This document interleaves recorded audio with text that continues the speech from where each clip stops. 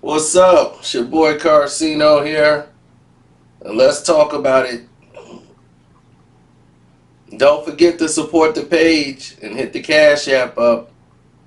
Just because it's a new year don't mean that the Cash App and donating to the page by hitting the link in the description box and all those things don't exist. It all exists. Everybody said, oh, you need to make a resolution for this year. What's your resolution? I'm like, my resolution? Make more money than I did last year? It's my resolution every year. Everything's about money with you. Not everything, but sure does help to have it. Listen, it's one thing I want to do, and that's be more positive. People like, you gotta be positive. To me, positive is just naiveness. I'm a realist, and to me, that's more positive than anything in the world. What they really mean is optimistic. They want me to be more optimistic and less realistic.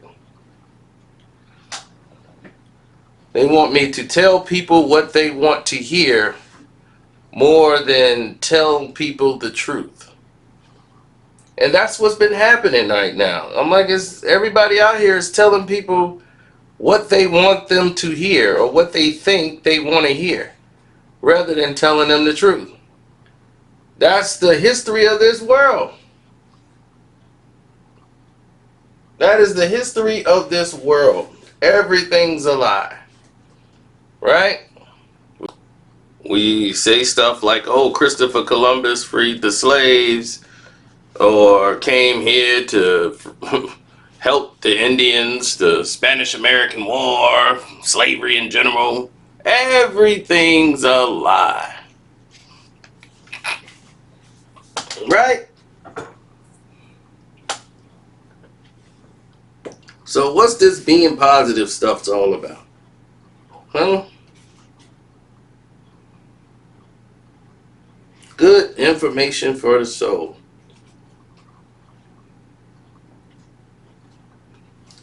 Well, all that power, positivity, and all that stuff is great. But I'm someone that lives in a realistic world.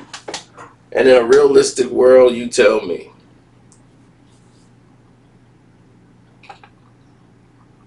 I'm as positive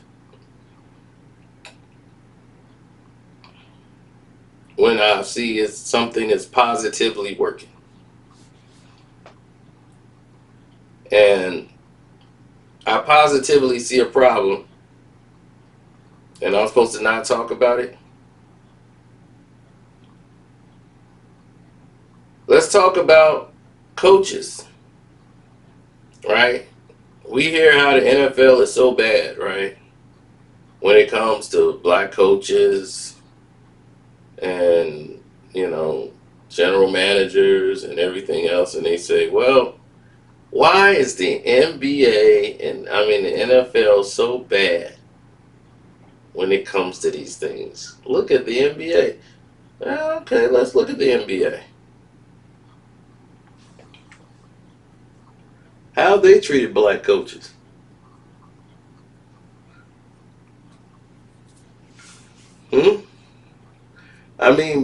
You got people like LeBron who's very adamant about black coaches, right? And so adamant about the NBA, he got Ty Lue a job.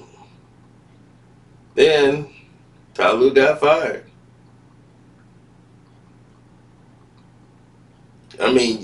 A guy who went to 3 straight NBA finals, well, actually 4, right? Then he go to like 4 or 3. Won an NBA championship in 2016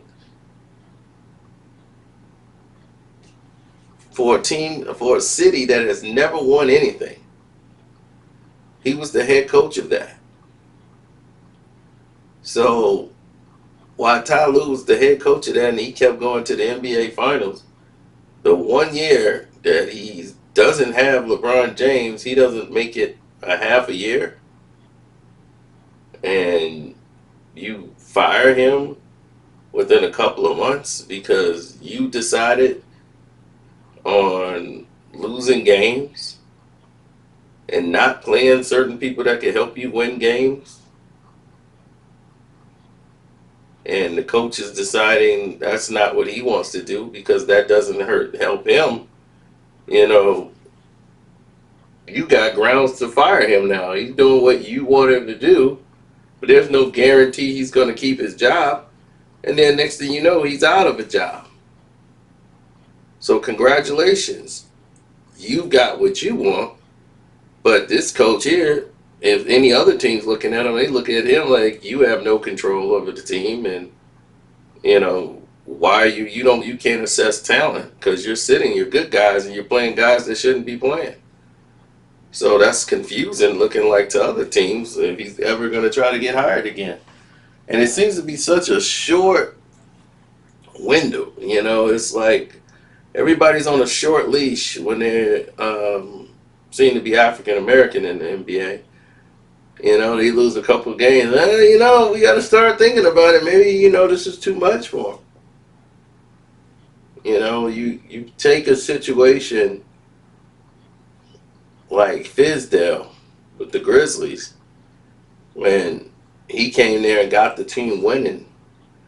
The ownership of the Grizzlies wanted to go in another direction and start trading all the talent away. Why? Why would you want to do that? You give away all his guys, then blame him when the team starts losing games. Where's the union? So Tiz gets fired, gets picked up by the Knicks, takes the Knicks job. The Knicks doesn't go out and draft any of the guys to support or help Fizdale. He can coach, but it's so many personalities and so many random players, there's no continuity. And then when his job is steadily on the line every night, because you feel like, well, let's see what he does tonight, or he might get fired. It's always a short leash for a black coach in the NBA. And nobody's going to talk about it, but it needs to be discussed. And my thing is, LeBron is the most supposed to be outspoken for the people and all this stuff. This is happening under you King James, right? This is happening under your reign and rulership, King. Are you going to fix it?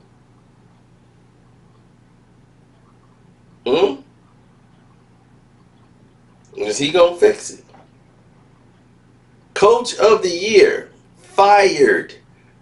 A man had to show up at the NBA Awards and accept his award for Coach of the Year, and he was fired.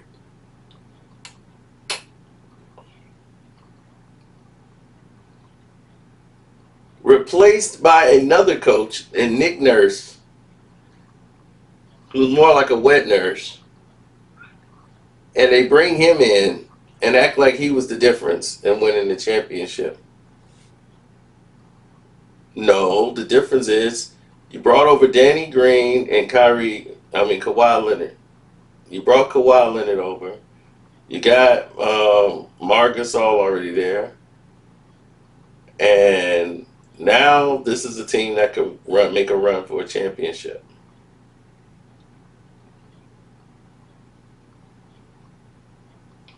This is a team that can make a run for a championship. It was all could Kawhi stay healthy. And he did. And they won a championship. It all paid off. But Nick Nurse is getting all the credit. Well, to me,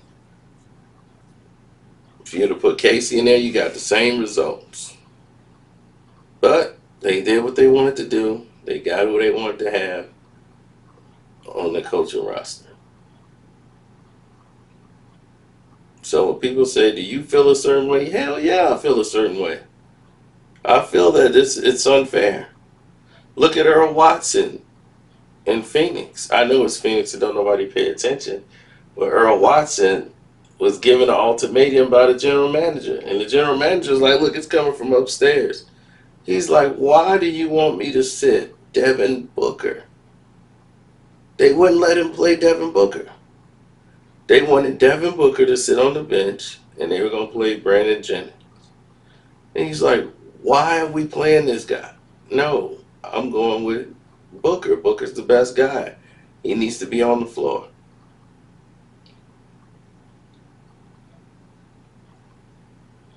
And next thing you know, they gave him an ultimatum. They said, look, either you play, you got 2 weeks to start playing, Brandon Ingram. And if you don't play him, you're going to be gone.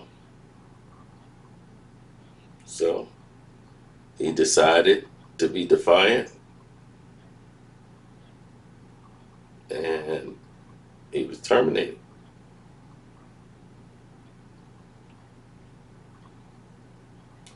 So it's real.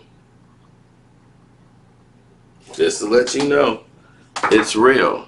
Now let's see if Bron speak on this. I'm out.